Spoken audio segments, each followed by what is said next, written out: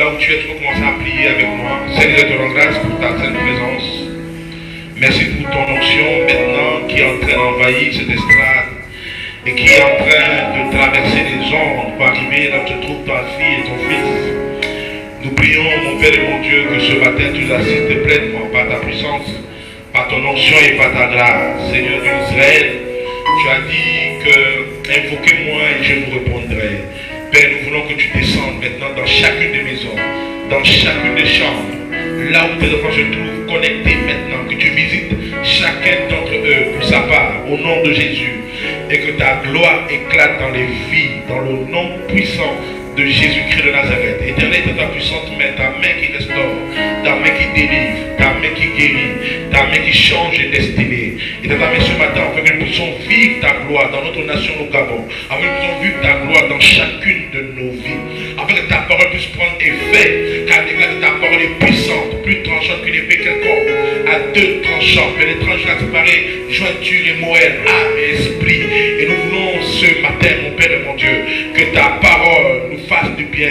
La Bible dit, tu as envoyé ta parole est guérie. Oui, ta parole, pouvoir de guérir, ta parole, pouvoir de changer, de transformer les destinées. Nous prions maintenant que ton onction descende et que nos vies ne soient plus jamais les mêmes dans le nom puissant de Jésus, et que ta gloire vienne dans nos vies. Seigneur, nous te faisons entièrement confiance. Nous comptons réellement sur toi, car tu es le véritable. La Bible déclare qu'avant toi, il ne s'est point formé de Dieu, et après tu n'auras jamais. La Bible dit, tu es le Seigneur des seigneurs, le prince des rois de la terre.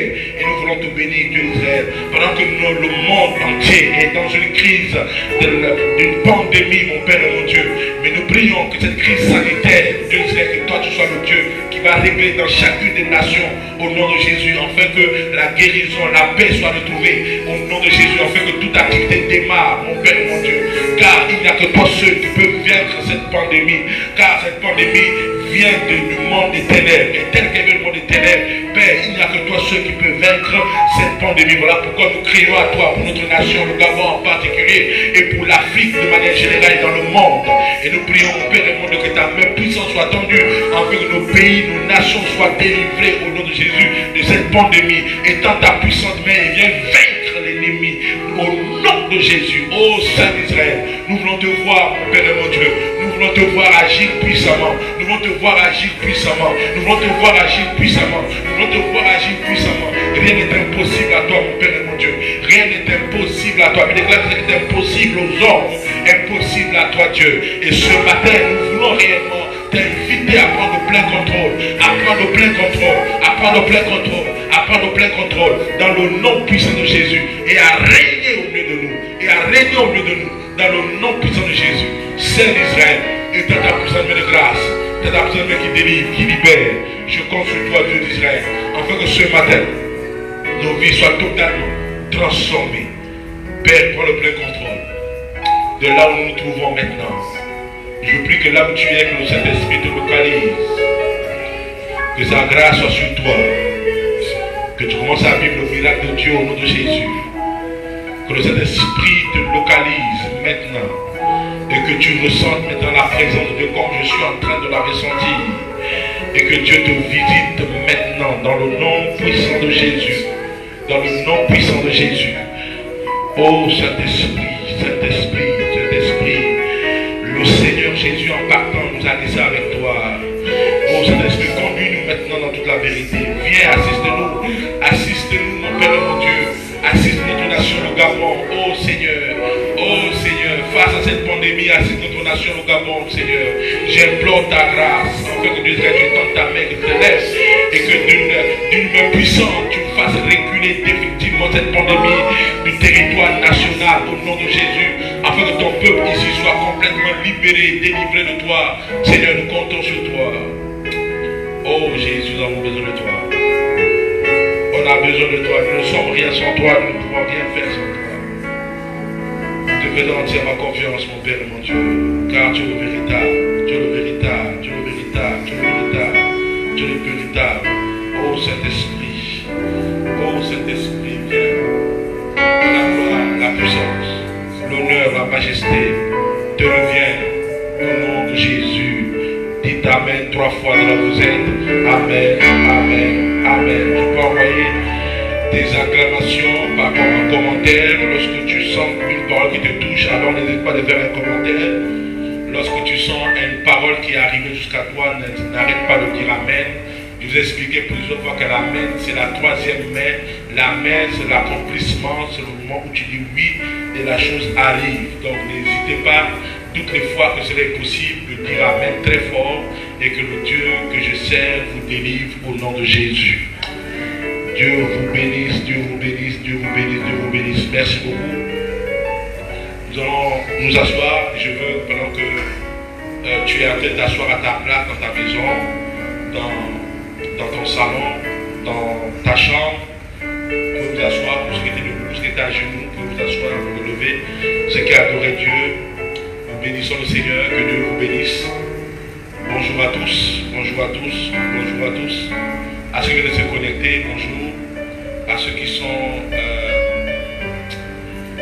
en train de partager, continuez de partager. Nous voulons qu'un grand maximum, un grand nombre soit connecté pour la gloire du Seigneur et que ce matin nous soyons bénis au travers de la parole de Dieu, de l'enseignement que nous allons partager aujourd'hui. Dieu nous fasse du bien, Dieu nous fasse énormément du bien. Donc continuez de partager, continuez de partager, continuez de partager. Nous sommes en direct pour notre culte d'adoration. Et donc nous allons commencer, nous allons lire la parole du Seigneur. Je prêche et je vais avoir une série d'enseignements avec vous pendant 5 à 7 jours. On va programmer au fur et à mesure. Les jeudis, déjà demain lundi nous serons là. Mardi aussi nous serons là à partir de 17h. Donc demain, lundi, mardi 17h, jeudi 17h, vendredi 17h. Retenez le programme et partagez ce programme à tous. Donc je disais lundi 17h, mardi 17h et jeudi et vendredi aussi à 17h. Donc donnez ce programme et partagez-le au maximum pour la gloire du Seigneur. Pour la gloire du Seigneur. Donc partagez au maximum et retenez ce programme. Donc demain, nous serons tous connectés sur Facebook à partir de 17h. Nous allons avoir des temps de partage extraordinaires à 17h. Mardi aussi sera la même chose. Et donc je vais initier une série d'enseignements aujourd'hui avec vous. Cette série d'enseignements va nous amener à comprendre beaucoup de choses avec le Seigneur. Avec le Seigneur. Gloire à Jésus. Gloire à Jésus. Alors nous allons prendre nos Bibles pour lire notre texte de base. Alors ceux qui sont dans leur maison, prends ta Bible avec moi, toi qui me suis, dans le livre de Luc, au chapitre 10. Luc chapitre 10, Luc c'est le troisième évangile, après l'évangile de Matthieu et Marc. Nous arrivons dans l'évangile de Luc. Ce matin, je vais donner l'enseignement. C'est une série d'enseignements, donc je serai très calme et très posé pour te faire comprendre la parole de Dieu. Et nous allons aller progressivement étape par étape pour épouser cette série d'enseignements que j'ai intitulé La transformation par la parole. C'est la série. Donc transformation par la parole. Et aujourd'hui, je vais commencer avec le mystère de la parole au commencement. Donc je reprends pour ceux qui prennent des notes dans leur maison. Je vais enseigner dans cette période. Dieu m'a mis à cœur d'enseigner sur une série de 7 enseignements. Et toute la série, je l'ai intitulée La transformation par la parole. La transformation par la parole. Et ce matin, le thème d'aujourd'hui, le sous-thème, je vais dire, est le mystère de la parole au commencement. C'est une bonne série d'enseignements. Et lorsque tu vas écouter et appliquer ces choses, Dieu va te faire énormément du bien. Va te faire énormément du bien. Donc, nous voulons suivre cette série d'enseignements. Et nous allons bénir notre Dieu. Alors, de là où tu es, commencez à le faire à la CDG. Dans ta maison, tu es dans ta maison, tu es au salon, tu es dans ta chambre, tu es à la cuisine, dans ta voiture, tu peux marquer un stop et te mettre debout. Nous allons lire la parole de Dieu. On se met debout pour honorer, pour ceux qui se connaissent et qui ne sont pas des mystères des espoirs de nation. Nous honorons la parole de Dieu parce que c'est la seule chose à laquelle nous avons cru, car cette parole est puissante. Et c'est elle qui transforme les vies. Alors nous sommes dans Luc chapitre 10. On va lire le verset 38 jusqu'au verset 42. Luc chapitre 10, 38 à 42. Le frère Alex peut lire ça pour nous dans Luc chapitre 10, verset 38 à 42. Donc le frère Alex va lire et dans vos maisons, tous sont connectés, vous allez suivre la lecture de la parole de ce matin. Luc chapitre 10, verset 38 à 42. Je lis la parole de Dieu dans Luc chapitre 10, verset 38 à 42. La Bible dit: comme Jésus était en chemin avec ses disciples, il entra dans la ville, et une femme nommée Marthe le reçut dans sa maison. Elle avait une sœur nommée Marie, qui s'étant assise au pied de Jésus, du Seigneur, écoutait sa parole. Marthe, occupée à divers soins domestiques, survint et dit: Seigneur, cela ne te fait-il rien que ma sœur me laisse seule pour servir? Dis-lui donc de m'aider. Le Seigneur lui répondit: Marthe, Marthe, tu t'inquiètes et tu t'agites pour beaucoup de choses. Une seule chose est nécessaire. Marie a choisi la bonne part, qui ne lui sera point ôtée. Amen. On va reprendre le verset 42. Verset 42, c'est le verset qui m'intéresse le plus. Verset 42. Une seule chose est nécessaire. Marie a choisi la bonne part. Marie a choisi la bonne part. Qui ne lui sera point ôtée. Qui ne sera point ôtée. On va le prendre pour la dernière fois, le verset 42 dans vos maisons. Oui. Une seule chose est nécessaire. Marie a choisi la bonne part. Qui ne lui sera point ôtée. Qui ne sera point ôtée. Dieu bénisse. Asseyez-vous de vos maisons, de là où vous êtes. Dieu vous bénisse. La Bible dit, et ce verset 42 qui m'intéresse, vous connaissez toute l'histoire, donc de Jésus chez Lazare et avec les deux sœurs de Lazare. Donc je vous épargne de l'histoire. À cause du temps, je vais gagner en temps et vous permettre de gagner aussi en temps. Le verset 42 m'intéresse beaucoup et c'est là où je commence ce message. La Bible dit, une seule chose est nécessaire, c'est-à-dire est utile. Nécessaire, c'est utile, c'est essentiel. Donc une seule chose est essentielle. Marie a choisi la bonne part qui ne lui sera point ôtée. Ce verset m'amène à remarquer trois choses, à constater trois éléments. La première chose, c'est que Jésus dit, Marie a choisi la bonne part. Et que cette part-là est une part essentielle, donc nécessaire. Elle est essentielle. Et que cette part aussi est la bonne part. Et que cette part ne sera point ôtée. Donc il y a trois choses. Premièrement, Marie a choisi ce qui était essentiel. Deuxièmement, Marie a choisi la bonne part. Troisièmement, Marie a choisi la part qui ne sera point ôtée. Et je veux que tu retiennes ça. Donc Marie a choisi ce qui était essentiel, ce qui est nécessaire. Marie a choisi la bonne part. Marie a choisi ce qui ne sera jamais ôté. Ce qui ne sera jamais ôté. Dans Luc chapitre 15, je vous épargne de la lecture, vous pouvez l'écouter à la maison. Il y a une autre histoire qui est à peu près similaire. J'ai dit, je vais aller doucement aujourd'hui, je vais enseigner. Il y a une histoire qui est à peu près similaire. Là-bas, dans Luc chapitre 15, c'est l'histoire du fils prodigue, qu'on appelle le fils prodigue. La Bible dit, quand vous lisez le verset 12, et je peux lire ça pour toi, le verset 12, dans Luc chapitre 15, le verset 12, vous voyez, le fils dit à son père, le plus jeune dit à son père, mon père, donne-moi la part de bien qui doit me revenir. Et nous retrouvons à peu près le même terme. Il dit à son père, donne-moi la part des biens qui doit me revenir. C'est-à-dire, en d'autres termes, donne-moi ma part. Dans ce monde-ci, beaucoup sont préoccupés par ma part, que de la bonne part. Chacun veut avoir sa part. On ne se préoccupe pas de la bonne part. chacun veut ma part. Et tu sais que le fils prodigue va dire à son père, donne-moi la part qui me revient, comme je disais à d'autres termes, donne-moi ma part. Et même dans le ministère aujourd'hui, chacun cherche à recevoir sa part, mais pas ce que Jésus appelle la bonne part. Or, quand Jésus dit la bonne part, il dit c'est la part essentielle, c'est la part qui ne te sera jamais ôtée.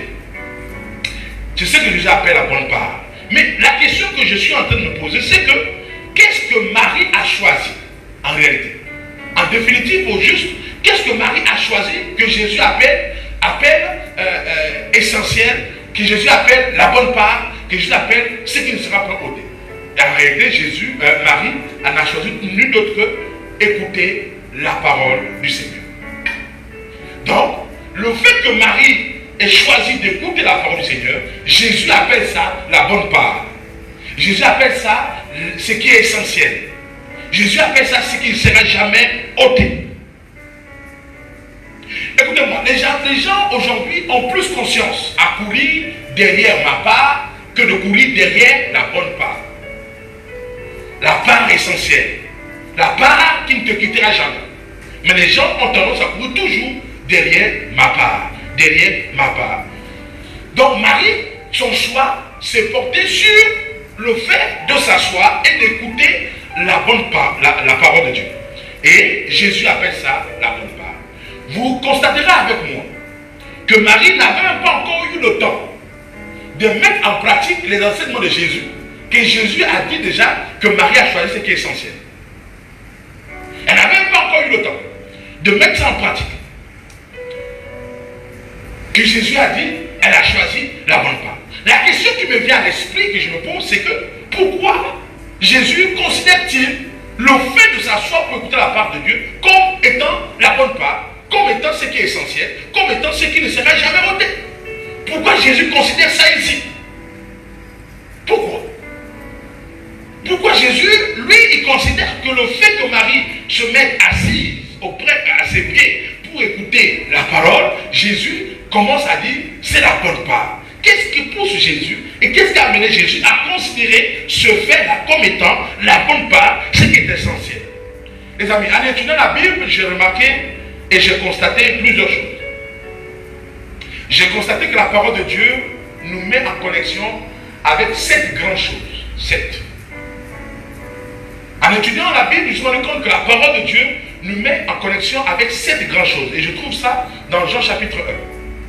Vous ne lirez pas, mais vous allez vous retrouver parce que vous connaissez tout ce texte.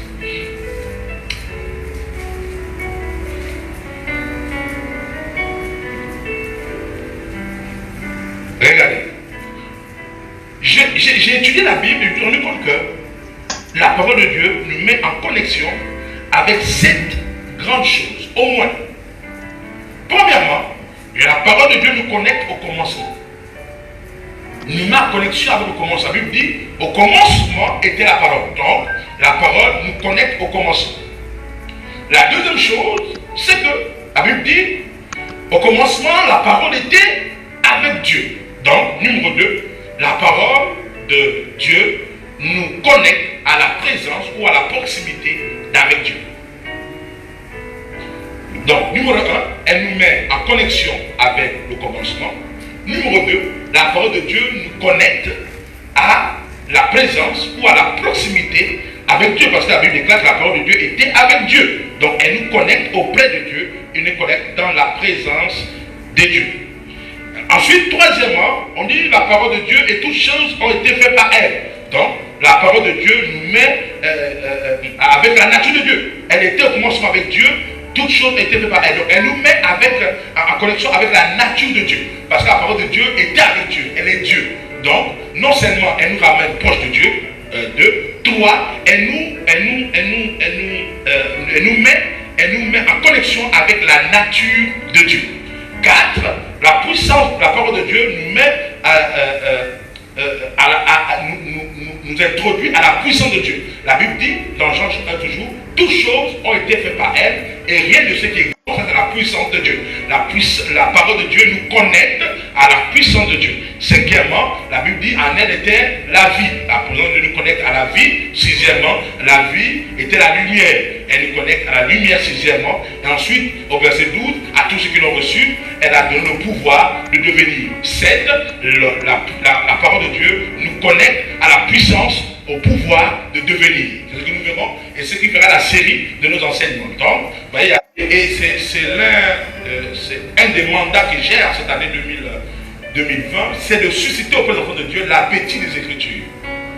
Parce que vous remarquez dans Luc chapitre 5, le verset 1, et on peut lire ça, je peux lire ça pour vous, dans Luc chapitre 5, ça me vient à l'esprit, ce n'est pas dans mon message, mais permettez-moi de vous lire ce texte. Luc chapitre 5, le verset 1. Regardez ce qui est écrit. Comme Jésus se trouvait auprès du lac de Nazareth et que la foule se pressait autour de lui pour entendre la parole de Dieu. La foule se pressait autour de Jésus pour entendre la parole de Dieu. Or, Jésus étant reconnu comme un faiseur de miracles.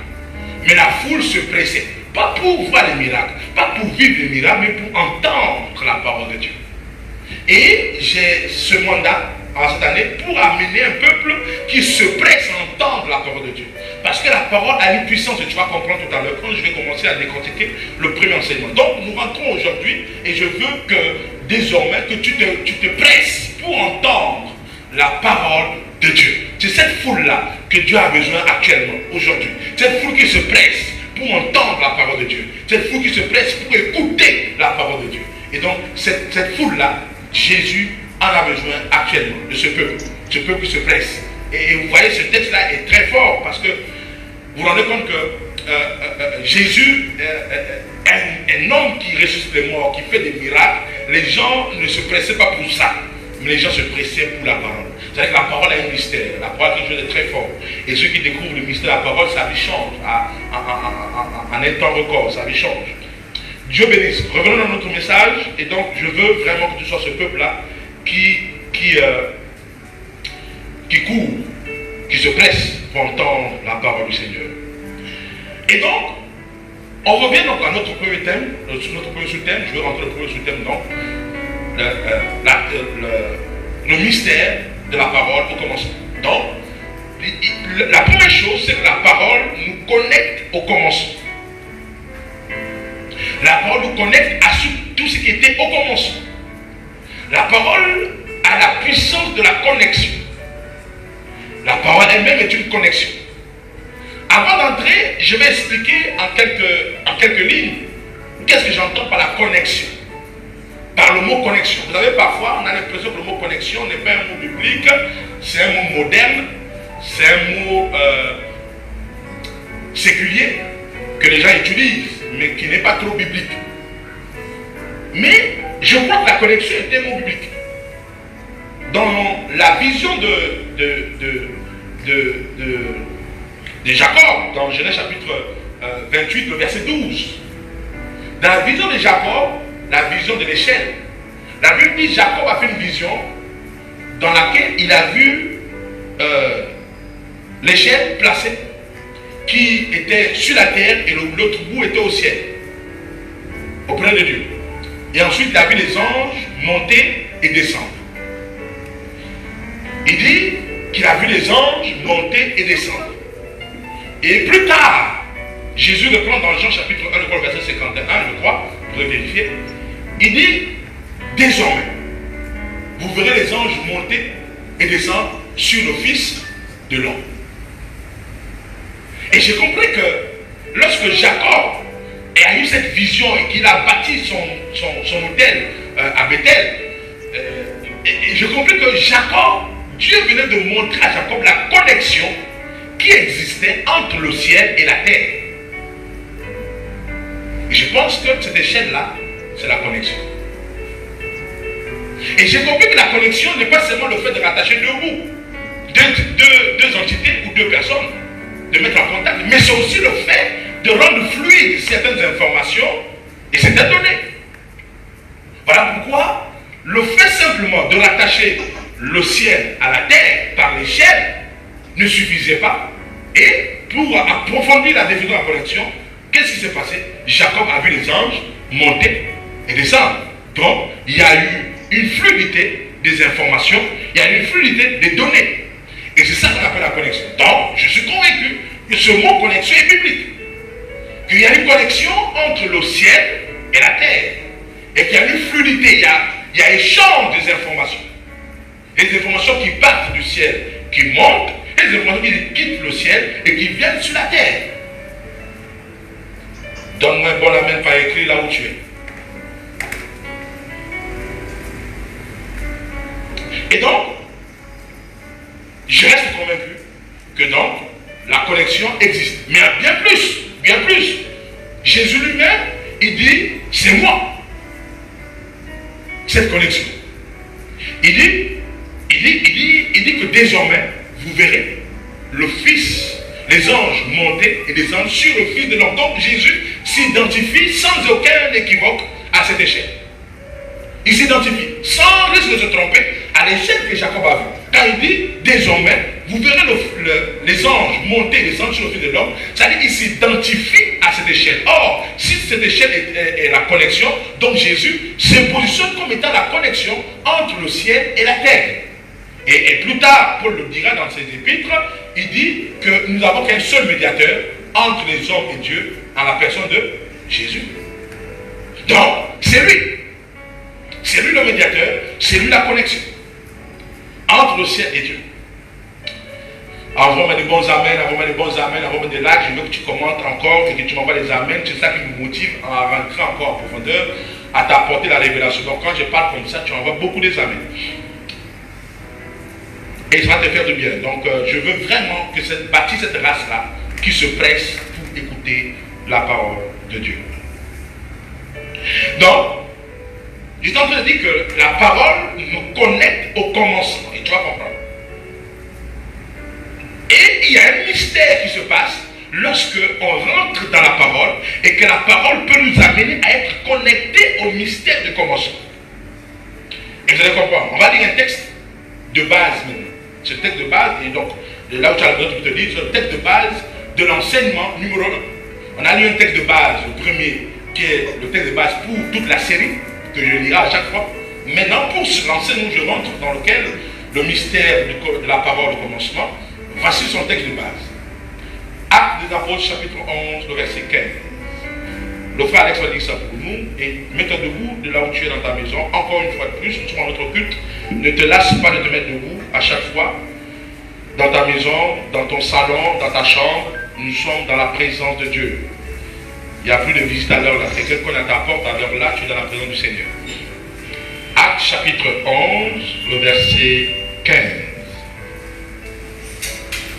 Je lis la parole de Dieu dans Actes 11, à partir du verset 15. Ouais, tu liras juste au verset 15. Lorsque je me fus mis à parler, le Saint-Esprit descendit sur eux, comme sur nous au commencement. Et reprends encore ce verset. Lorsque je me fus mis à parler, le Saint-Esprit descendit sur eux, comme sur nous au commencement. Amen. Asseyez-vous. Vous allez comprendre maintenant. Et il est en train de parler ici, Pierre est en train d'expliquer, c'est l'apôtre Pierre qui parle dans Acte 11. Il est en train de parler, il dit, lorsqu'il s'est mis à parler, le Saint-Esprit est descendu sur eux comme sur nous au commencement. Donc, qu'est-ce qui s'est passé? C'est que pendant que l'apôtre, ils sont ici, ils sont dans la maison de Corneille, pour ceux qui ont fait la lecture.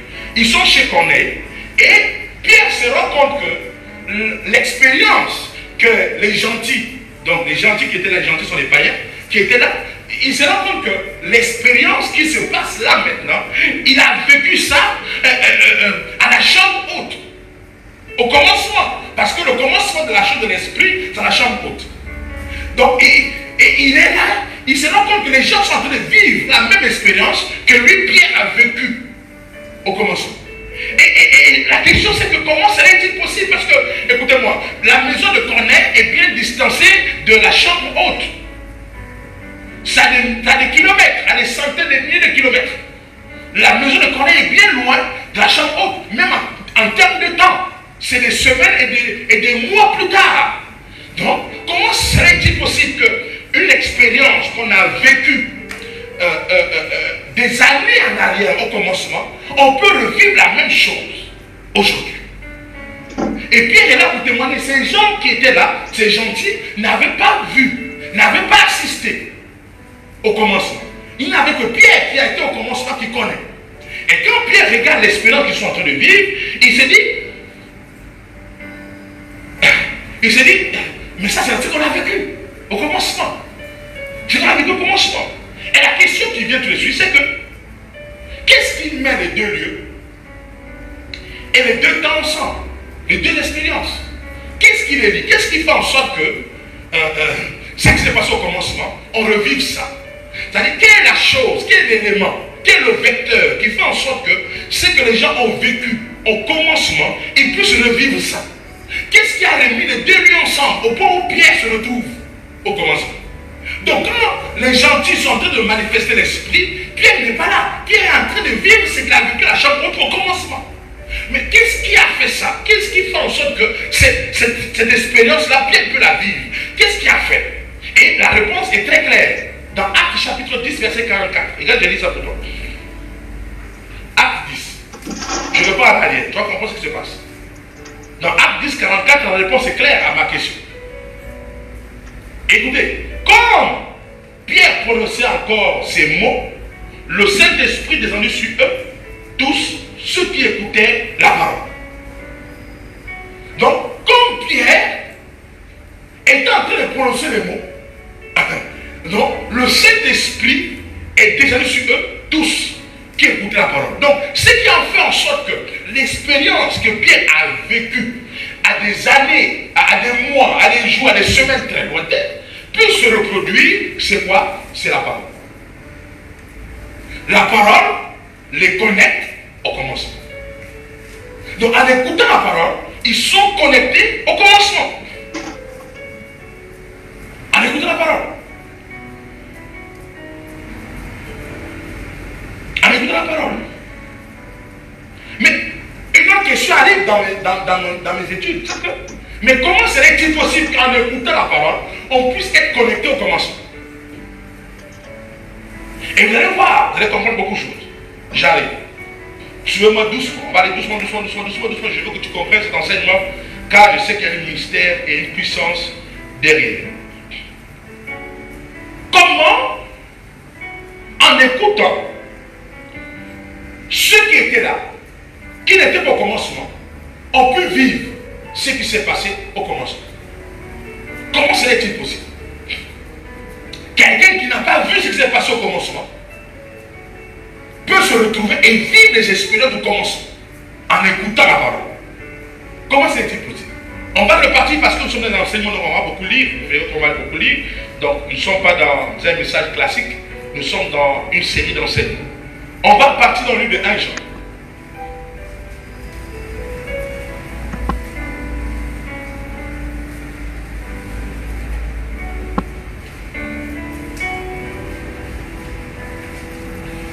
Dans le livre de 1 Jean.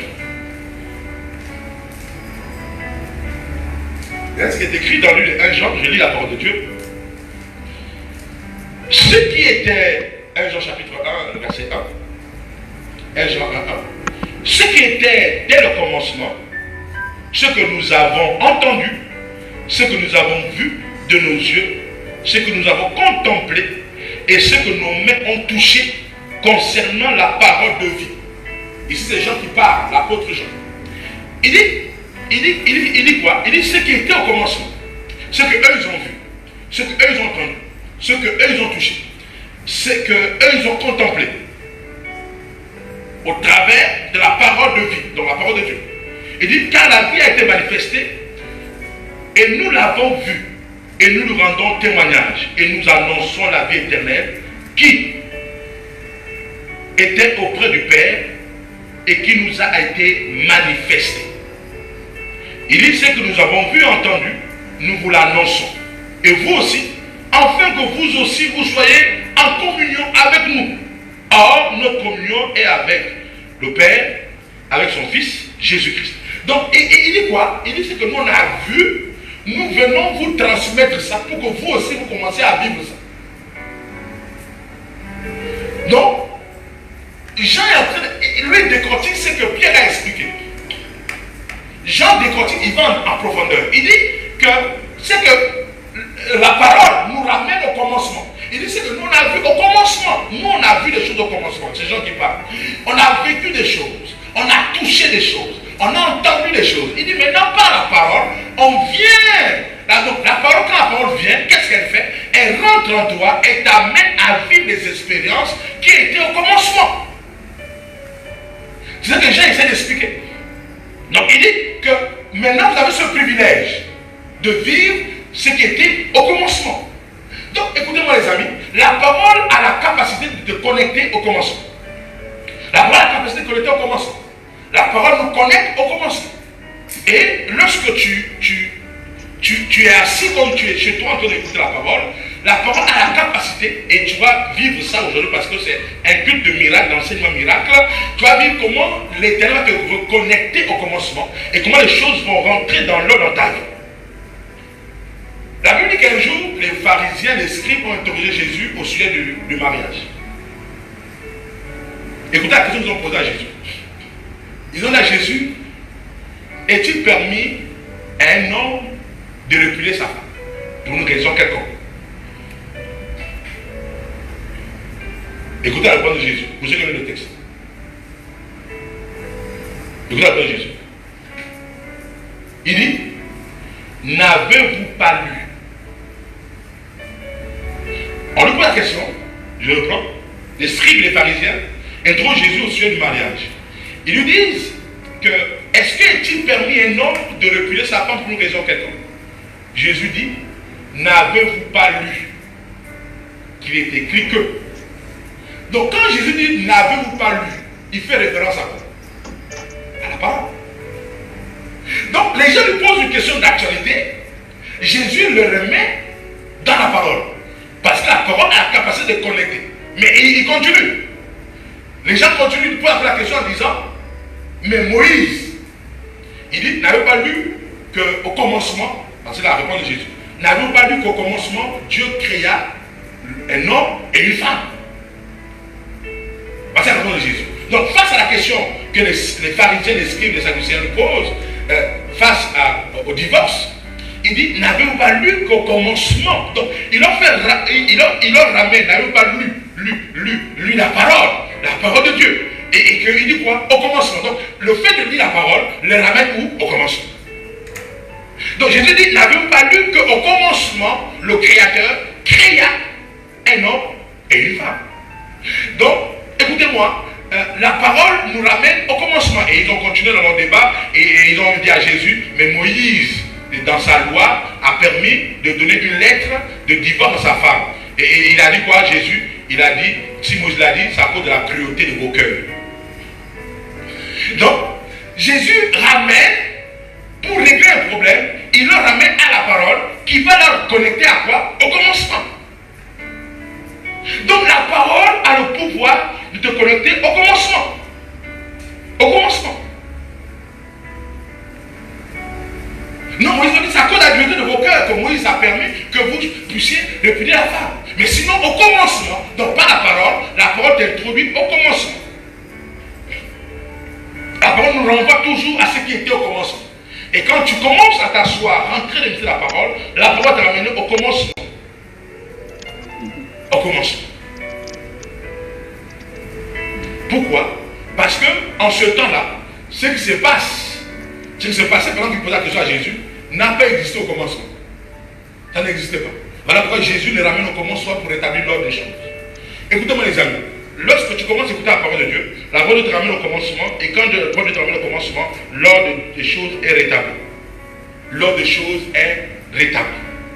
Donc, le fait de t'asseoir et d'écouter la parole du Seigneur, tu es en train de te connecter au commencement. Et lorsque tu te connectes au commencement, tu vas te rendre compte qu'il y a plein de choses qui sont dans ta vie qui vont commencer à se mettre en place. Voilà pourquoi il faut, la Bible déclare qu'il a envoyé sa parole et sa parole est guérie. Donc la parole de Dieu guérit, la parole de Dieu restaure, la parole de Dieu transforme, la parole de Dieu change les destinées, la parole de Dieu peut te donner la promotion, la parole de Dieu peut te donner le mariage, la parole de Dieu peut te donner les enfants, la parole de Dieu peut te donner l'argent, la parole de Dieu a une puissance. La puissance n'est pas hors de la parole. La puissance est dans la parole. Tout ce que nous cherchons dans notre vie se trouve dans la parole. Celui qui commence à lire la parole commence à vivre le commencement. Pourquoi? Au commencement était la parole. Allons un peu plus loin. On va regarder un peu plus loin en eau profonde dans ce mystère du commencement par la parole. De la parole au commencement. Allons un peu plus loin et allons un peu dans l'Ancien Testament. On va regarder les textes de l'Ancien Testament. On a trop lu les textes du Nouveau Testament. Qu'est-ce qu'Ecclésiaste nous dit? Lisons Ecclésiaste chapitre 1, le verset 9. Je vais lire. Là, il est écrit dans Ecclésiaste chapitre 1, le verset 9. Ce qui a été, c'est ce qui sera. Et ce qui s'est fait, c'est ce qui se fera. Il n'y a rien de nouveau sous le soleil.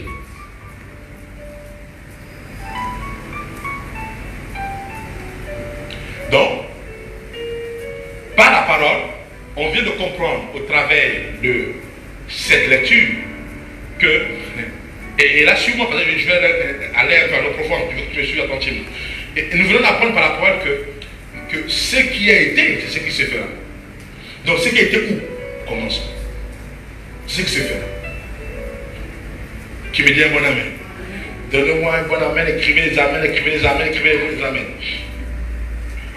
Donc, c'est-à-dire, en réalité,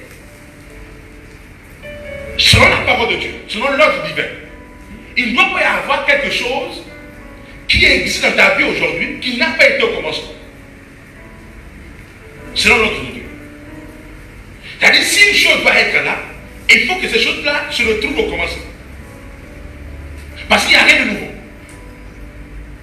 Donc, s'il y a une chose qui n'a pas été au commencement et qui est dans ta vie, alors là, il y a un problème. Ce sont les choses qu'on appelle les choses intermédiaires.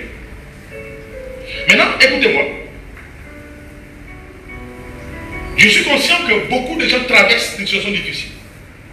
Je suis conscient que beaucoup sont en train de vivre des difficultés. Beaucoup sont malades, beaucoup souffrent dans le monde. Et beaucoup sont en train de me regarder dans l'espérance d'avoir une guérison. Et tu fais bien, tu seras guéri. Beaucoup ont beaucoup de mots. Beaucoup, je ne peux pas citer, beaucoup de personnes souffrent sur la terre. Mais écoute-moi, ce que je veux maintenant, c'est qu'à partir de ce matin, à l'instant où tu m'écoutes, que dans tes temps de recueil, dans tes temps de prière, pose-toi la question. Est-ce que la maladie que tu as était au commencement? Pose-toi cette question. Pourquoi? Parce que quand Ecclésiaste dit, j'arrive, quand Ecclésiaste dit que ce qui était, c'est ce qui sera, analysons ça. Ça veut dire qu'en d'autres termes, ça veut dire qu'à la fin, il n'y aura que quoi? Le commencement. Que la fin ne sera constituée du commencement. J'espère que tu as pu me suivre. Il dit que ce qui était, c'est ce qui sera. Ça veut dire que la fin sera constituée du commencement. Est-ce que vous me suivez? Si tu me suis, envoie un commentaire. Il dit, ce qui était, c'est ce qui sera. Donc, il n'y aura rien de nouveau à la fin. Et là, je dis, c'est vrai. C'est vrai. C'est vrai parce que la Bible dit, toute chose passera, sauf la parole qui va rester. Au commencement, était quoi? À la fin, sera. Donc, Ecclésiaste a raison. Quand il dit, ce qui était, c'est ce qui sera. Au commencement était la parole, on a commencé avec la parole. On va finir avec la parole. Tout va disparaître, l'argent va disparaître, les maisons, tout ce que vous connaissez, la beauté et tout le reste, ça va partir. Il resterait une seule chose, c'est la parole. Or, cette parole, on a le tout au commencement. Donc, la grande question, c'est de savoir, maintenant, les choses intermédiaires qui arrivent en chemin, la maladie. Je ne sais pas quelle maladie tu as. Et là, comme je l'ai expliqué, la question, c'est que pose-toi, est-ce que le cancer que tu as était au commencement? Est-ce que la tumeur qui est en toi était au commencement? Est-ce que le diabète qui est en toi était au commencement? N'avons-nous pas lu qu'au commencement, Dieu créa un homme et une femme? Ils étaient tous en bonne santé. Est-ce qu'au commencement, l'hypertension artérielle que tu as était au commencement? Pour ne pas te perdre du temps, la réponse est non. Donc, si la maladie n'était pas au commencement, Le diabète n'était pas au commencement. L'hypertension artérielle n'était pas au commencement. En conclusion, ces choses ne seront pas la fin. Vous êtes d'accord avec moi? À la fin, ces choses ne seront pas parce que c'est ce qui était au commencement qui sera la fin. Donc, si tu es d'accord que ces choses ne seront pas la fin, il reste une seule chose dans la maladie, c'est de faire quoi? De disparaître. Si elle n'était pas au début et qu'à la fin ne sera pas, il reste à la maladie de disparaître. C'est la seule chose. Maintenant, comment la maladie va disparaître? Mais ce n'est pas la parole. Ce n'est pas la parole. Ce n'est pas la parole. Ce n'est pas la parole. Mais la question c'est que la maladie va disparaître. Elle va disparaître quand? Quand elle va disparaître? Elle va disparaître à la fin de toutes choses? Non. La maladie a besoin d'attendre la fin de toutes choses pour disparaître. La maladie disparaît à l'instant. Pourquoi? Parce que la Bible déclare que, rappelez-vous du texte où Jésus va à la rencontre du fou de Gadara.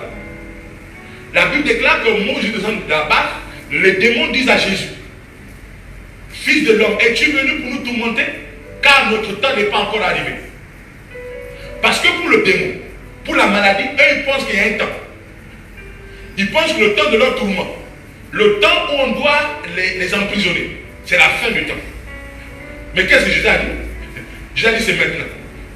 Ce n'est plus la fin, c'est maintenant. Pourquoi? Parce que lorsque tu croises Jésus, qu'est la parole, tu te connectes au commencement directement. Et comme au commencement n'était pas, c'est maintenant. Donc le fait de recevoir la parole, la maladie, le démon qui est en toi, le démon qui provoque la maladie, qui provoque la situation dans laquelle tu es en train de vivre, le démon a obligé de te laisser maintenant à l'instant où tu croises Jésus. Jésus qui est la parole, Jésus qui est la connexion, qui est l'échelle, c'est Jésus. C'est lui. Donc à l'instant où Jésus arrive, la maladie part.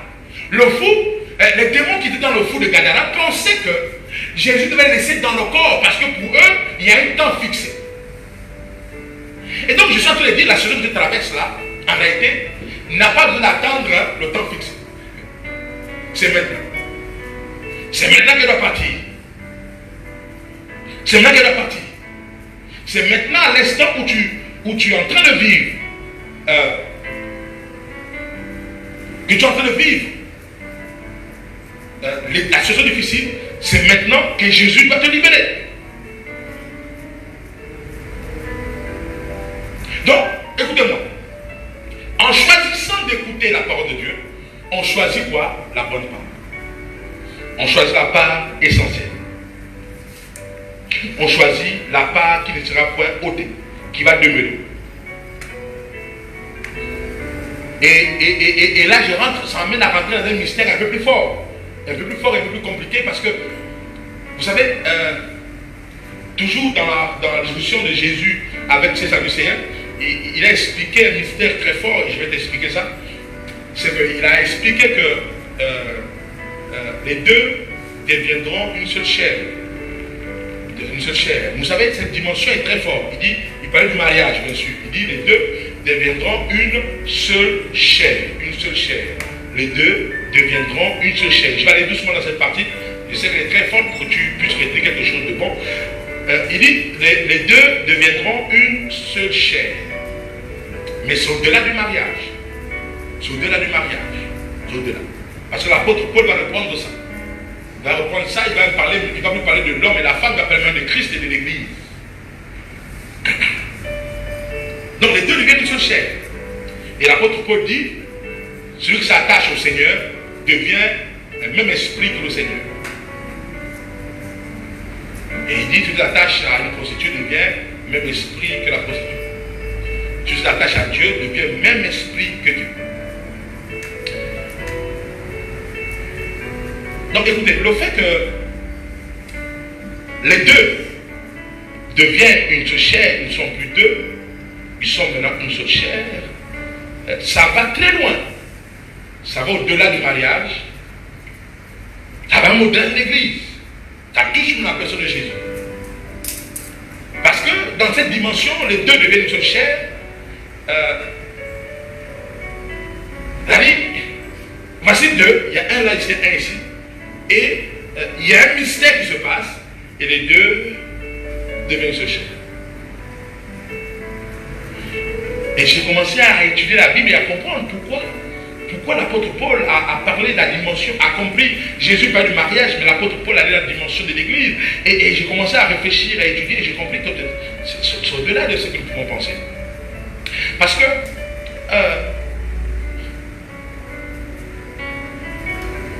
il y a le commencement, il y a la fin, comme dit Ecclésiaste. Que tout ce qui était, c'est ce qui sera. Donc ce qui était au commencement, c'est ce qui sera à la fin. Donc il y a la fin, il y a le commencement. Et je comprends que c'est même ça le mystère. Les deux deviennent une chair. Parce que nous allons comprendre qu'au finish, notre Dieu s'appelle Alpha, commencement. Il s'appelle aussi Oméga, la fin.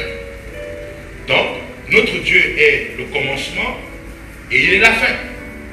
Et on se rend compte que le commencement est en lui, la fin aussi est en lui. Donc, les deux sont devenus une seule chair.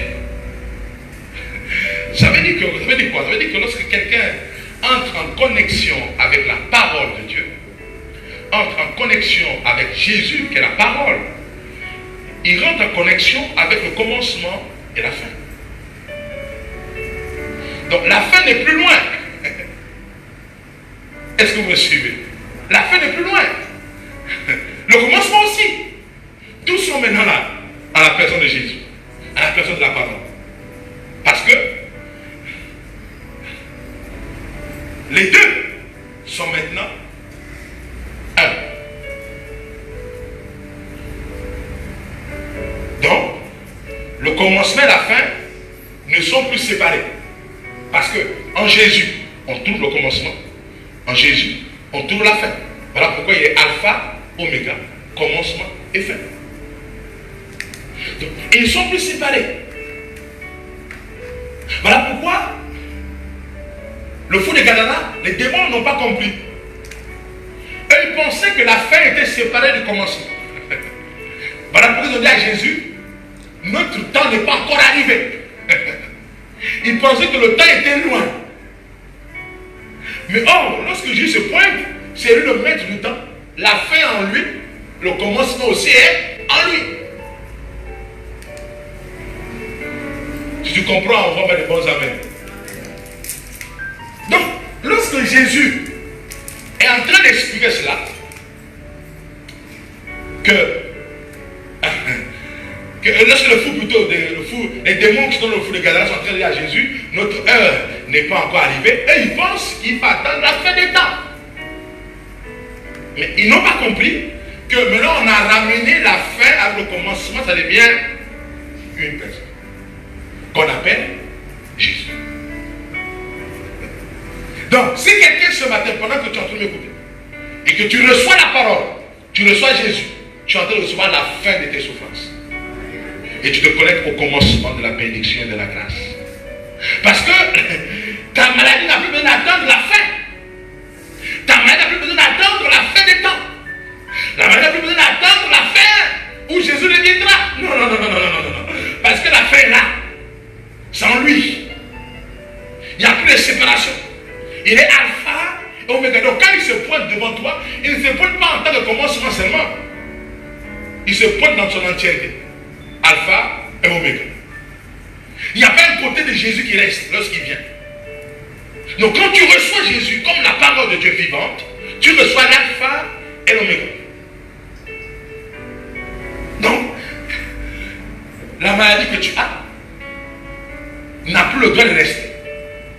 La difficulté que tu traverses n'a plus le droit de rester. Elle doit simplement partir. Parce que la fin de la maladie, c'est quand tu reçois Jésus. La fin des difficultés, c'est quand tu rencontres Jésus. Lorsque tu l'as rencontré au travers de la parole, lorsque tu l'as rencontré au travers de la parole, comme je suis en train de dire, à l'instant, il marque la fin de tes souffrances. Il marque la fin de tes difficultés. Voilà pourquoi il dit, il leur a envoyé sa parole et sa parole est guérie. Donc, le fait de recevoir la parole, tu es guéri. Pourquoi? La parole vient marquer, la parole c'est Jésus. On commence par la parole est Dieu. Donc la parole c'est Jésus. Il dit, je suis les chaînes, c'est lui le point de connexion. Donc à l'instant où tu l'as rencontré, c'est fini, tu es guéri. Le véritable problème, c'est que nous n'avons pas rencontré la parole. Pourquoi? Parce que nous cherchons chacun ma part. C'est-à-dire, même là, tu es en train de m'écouter, tu cherches ta part dans ce que je suis en train de dire. Et c'est ça la difficulté. C'est que si vous vous mettez, chacun se met à chercher ma part, vous allez oublier la bonne part, ce qui est essentiel, ce qui ne te quitte jamais. Et vous allez rendre compte que chaque enfant de Dieu, même là où tu m'écoutes, tu es en train de chercher dans ce que je suis en train de dire, ta part. Ce qu'on appelle ma part. Tu ne cherches pas la bonne part. Voilà la difficulté. Lorsque Marie est venue s'asseoir au pied de Jésus, je suis en train de comprendre maintenant. Lorsque Marie est venue s'asseoir au pied de Jésus, Marie n'est pas venue seulement s'asseoir, mais elle est venue s'asseoir parce que Jésus avait un mot à dire sur sa part. Elle est venue juste parce qu'elle avait l'appétit des Écritures, de manière générale. Or, qu'est-ce que nous cherchons aujourd'hui? Nous cherchons ma part. C'est-à-dire, tu rentres aujourd'hui dans une église, ou tu rentres sur Facebook aujourd'hui, ou sur YouTube, tu vas commencer à écouter un orateur. S'il ne te donne pas ma part, tu zappes. Tu cherches l'orateur qui te donne ma part. Et c'est quand tu trouves ma part, tu dis oui, je suis là. Oh, c'est ça l'erreur. On ne cherche pas ma part, on cherche la bonne part, celle qui est essentielle. Et c'est la bonne part qui guérit. C'est la bonne part qui transforme. C'est la bonne part qui élève. C'est la bonne part qui délivre. Ce n'est pas ma part. Ma part, elle disparaît, elle dissipe, elle fuit. Parce que ma part est éphémère. Vous rappelez-vous, l'enfant pour lui, quand il a pris ma part, qu'est-ce qui s'est passé? Il est tombé à peine. Mais la bonne part, elle ne quitte jamais. C'est là où la Bible dit, ma bénédiction enrichit. Et elle se fait suivre d'aucun chagrin. Bien aimé, écoutez-moi très bien. Apprenez à chercher la bonne part, pas ma part. Et là, je vais expliquer la bonne part, quelle est la parole de Dieu. Je dis bien la bonne part, c'est la parole de Dieu. Or, chacun cherche ma part. C'est-à-dire, tu es malade, tu cherches un homme qui parle de guérison. Pour être plus concret avec vous. Ma part, tu es malade, tu cherches un homme qui parle de guérison. Un homme de miracle. Mais je vous ai lu Luc chapitre 5, verset 1. Jésus était un faiseur de miracles. Il n'y a pas un qui faisait bien plus que Jésus. Mais les gens se pressaient. Pas pour les miracles. Pour la bonne part. C'est la bonne part qui restaure. C'est la bonne part. Et vous savez, on peut pousser très loin. Et vous savez que c'est à cause de Marie que Lazare est revenu à la vie. On peut vous le prouver. Parce que Marie avait choisi la bonne part. Qui ne peut pas être ôtée. Son frère peut mourir. Donc, chrétien, je suis en train de comprendre en te disant, arrête de chercher ma part. Cherche la bonne part. Beaucoup de chrétiens courent derrière ma part. On dit seulement que le monsieur là, quand lui prophétise, c'est fini. Voilà pourquoi quand on commence à faire le prophète à Cité des Grands, vous commencez à venir jusqu'à dehors parce que vous cherchez ma part. Et là je comprends. Oh, Dieu ne veut pas que tu cherches ma part. Dieu veut que tu cherches la bonne part. Parce que dans la bonne part, il y a tout, il y a même ta part dedans. Et il y a ce qui est durable, il y a ce qui est essentiel. Oh, chacun est en train de courir derrière ma part. Retiens bien, ma part est éphémère. Lorsque le fils prodigue a dit à son père, donne-moi ma part, et que le père lui a donné sa part, il s'est réjoui à l'instant. Mais quelques mois après, il a commencé à pleurer. Il a commencé à pleurer parce que ma part est une part éphémère, elle ne dure pas. Mais la bonne part, elle est éternelle. Ce que Dieu t'a donné, personne ne peut t'ôter ça. Voilà pourquoi il y a des gens qui ont reçu. Et après, ils sont surpris de rendre compte que la chose a disparu dans leurs mains. Rassure-toi, est-ce que c'était la bonne part ou c'était ma part?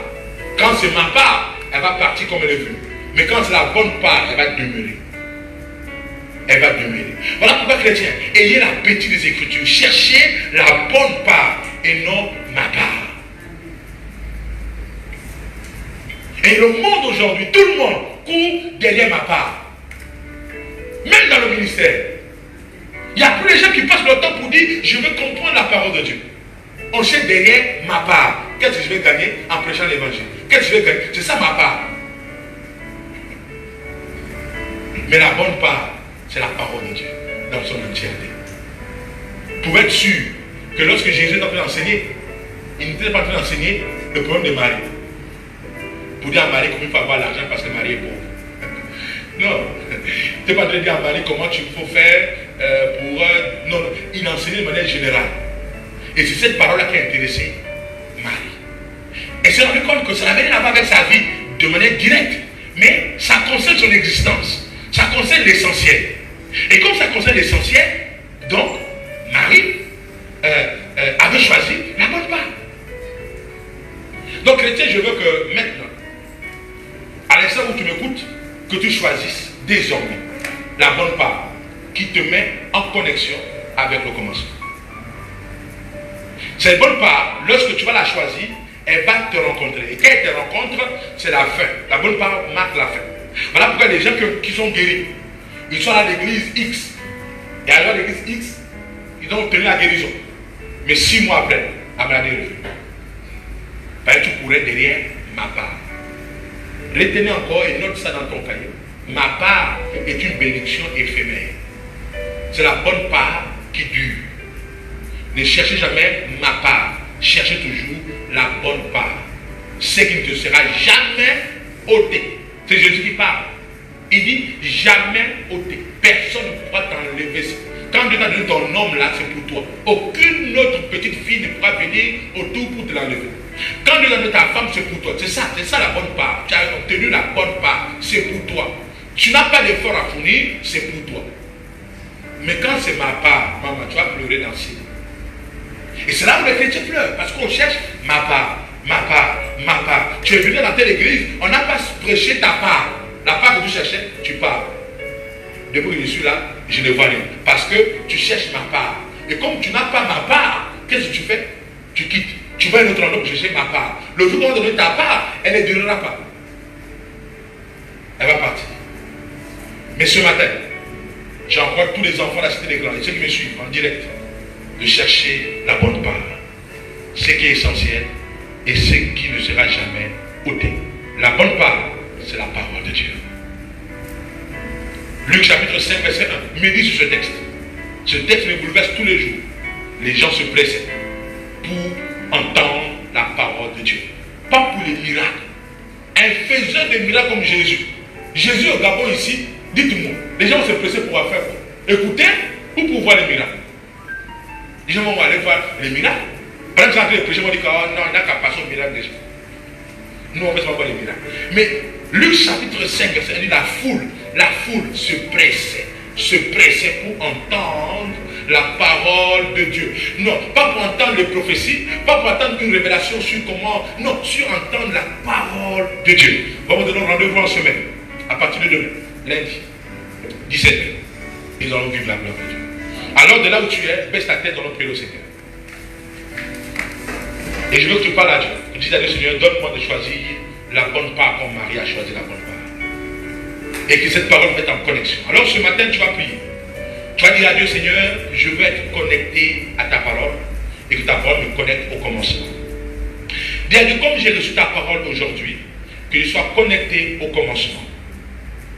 Et que tu regardes dans ta vie et tu poses la question si la chose que tu traverses était au commencement.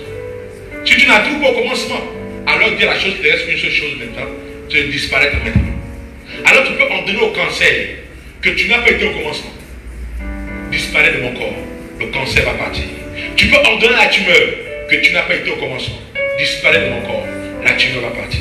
Alors je veux que tu te connectes au commencement au travers de la parole que tu as entendue ce matin. Connecte-toi au commencement. Quelle est la situation que tu traverses actuellement? Qu'est-ce que tu es en train de vivre actuellement? Connecte-toi au commencement. Et ordonne à la situation qui te dérange de te libérer. Ordonne à la situation qui te dérange de partir. Parce qu'elle n'était pas au commencement. Elle doit disparaître. Et pourquoi? Parce que tu viens d'écouter la parole de Dieu. Or, la parole de Dieu te connecte au commencement. Et le commencement, c'est qui? C'est Jésus. Et à l'instant où tu reçois la parole, tu reçois Jésus qui est le commencement. En même temps, il est la fin.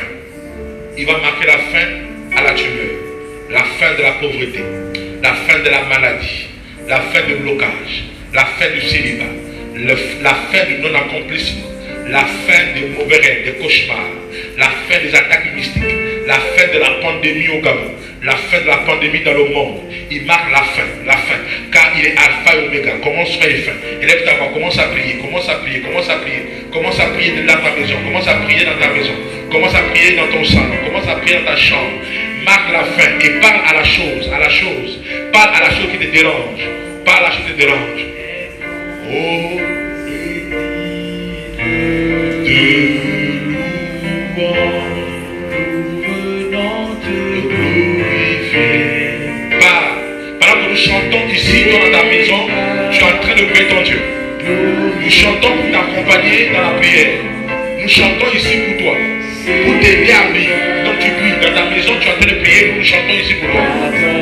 Oh, et grand, et digne,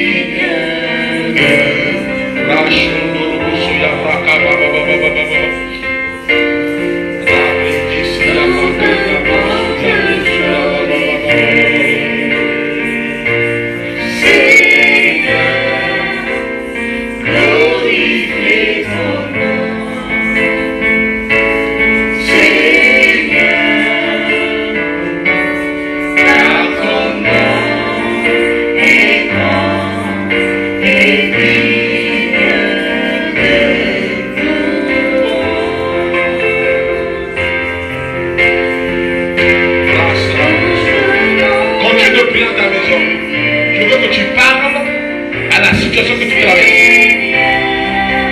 Pendant que nous chantons ici avec nos frères et les sœurs, toi tu es en prière. Parle à la situation. Dis, tu n'as pas été au commencement, tu ne seras pas à la fin, alors disparaît de ma vie. Parle à cette situation. Parle à cette situation. Parle à cette situation. Parle à cette situation. Parle à cette situation. Parle à cette situation. Continue de prier. Et digne de régner, l'agneau est souverain, nous élevons nos voix pour l'adorer, l'agneau est souverain.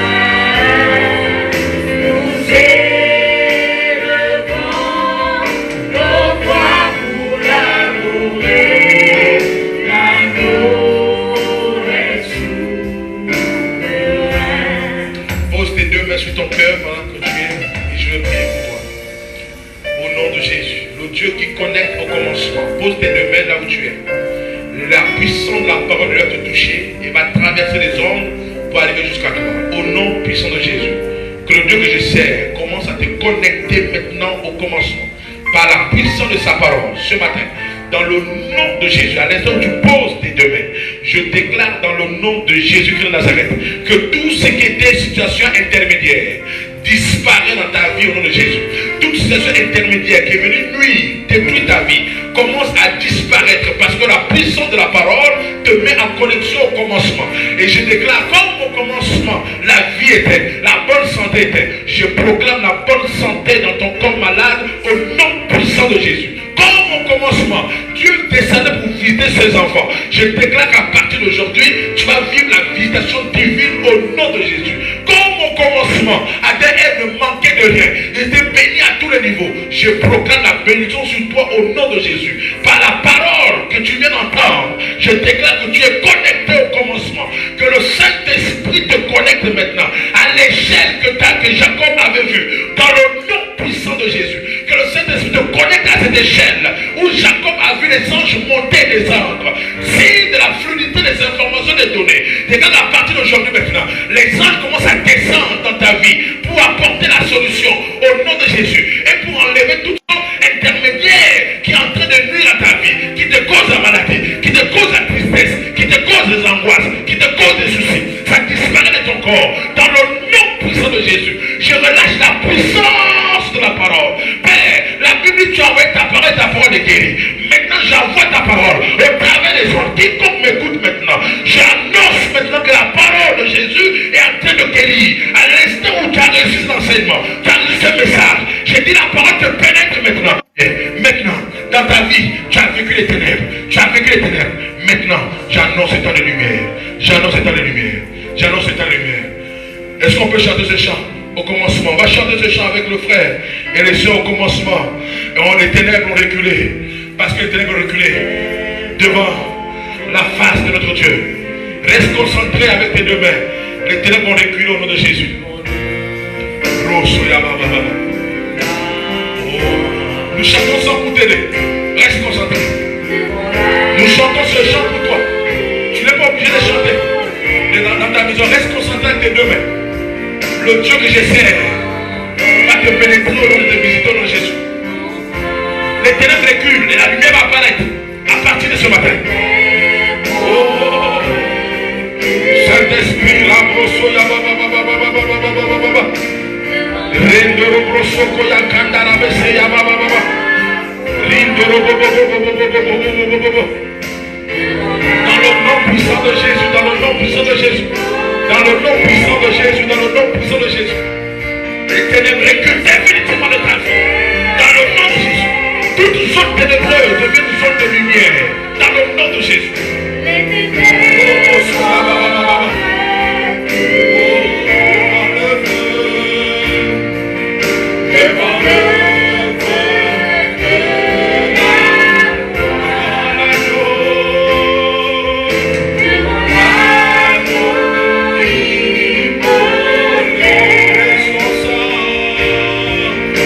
It's